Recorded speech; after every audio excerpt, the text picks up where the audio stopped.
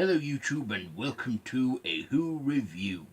I am Davros and I am a Whovian, and today I'm reviewing An Adventure in Space and Time.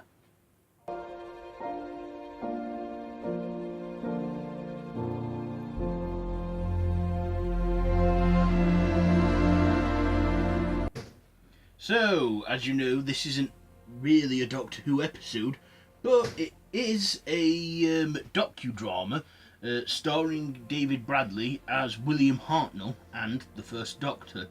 This is a docudrama that shows us, how Doctor Who came to be, from it being created to it being casted, to how William Hartnell started the show as the Doctor, and how Sidney Newman came to be a co-creator, and how Verity Lambeth went on to make history as the first ever female producer of the BBC, and how she was the first ever producer of the show, and so on and so forth. So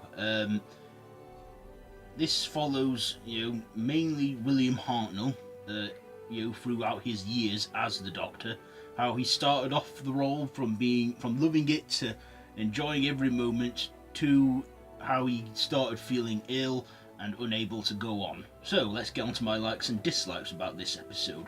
So first of all, I liked this. And no, it wasn't an episode. This was a feature film documentary, well, more like a drama, that was written by Mark Gatiss. And I thought this was written great. It followed, it was set in 3 years, in 1963 when it started, to 1966 when William Hartnell left the show. So yeah, I love David Bradley as William Hartnell and his Doctor. He portrayed that character brilliantly, and I thought no wonder Stephen Moffat wanted to bring him back, this time as the First Doctor in the Christmas special from 2017. I thought he was great, and he stole the show. He was a great pick, and how he looked like William Hartnell, which he did. I think he did look like William Hartnell to a degree.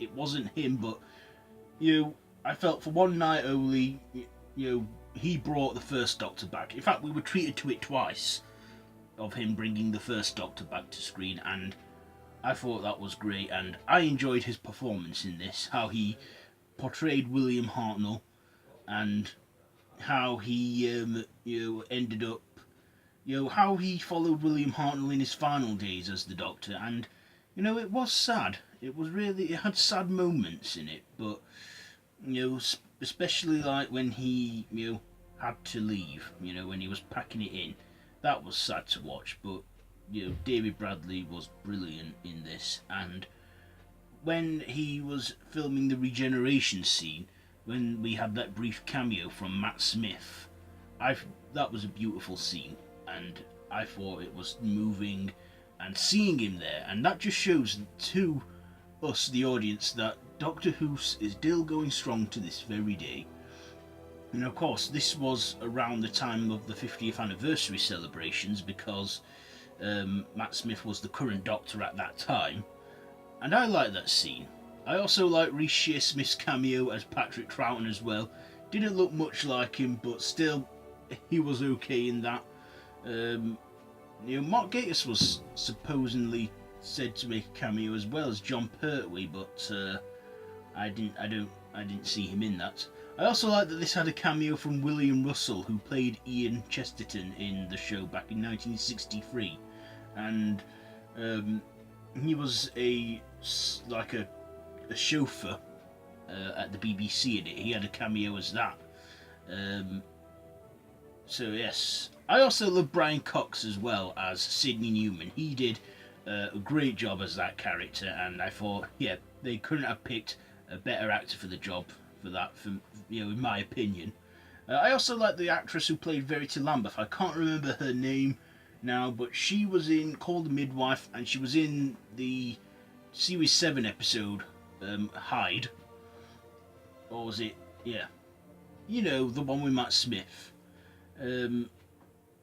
Yeah, I thought this was brilliant. It showed us how Doctor Who came to be and how it was meant to be nothing big, nothing special, just something educational, and last for 6 episodes. And, well, it's obviously ended up more than that. And, yeah, I recommend this to anyone who is a Doctor Who fan. And, you know, I love this, this feature-length film, this feature film, because, yeah, it was good, and it gave us a little facts at the end, like what the original casted everyone and crew did after they left the show, and of course, William Hartnell, I'm sure, would be proud knowing that his legacy is living on to this day. His character of the Doctor, how he portrayed the Doctor, and how the Doctor's gone on to become, a woman even, and yeah, it was just a great story, great feature,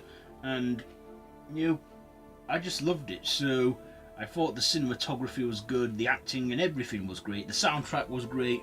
So with all that being said, I'm giving An Adventure in Space and Time. This for me easily gets a 5 out of 5. 5 out of 5 for An Adventure in Space and Time. So that has been my Who review on An Adventure in Space and Time. Have you seen this one? Let me know down in the comments below. If you like this video, be sure to give it a big thumbs up. Don't forget to share with your friends. Don't forget to subscribe to the channel if you haven't already, and to hit that notification bell. All of my social media links are down below in the description. So, until next time, run for your life.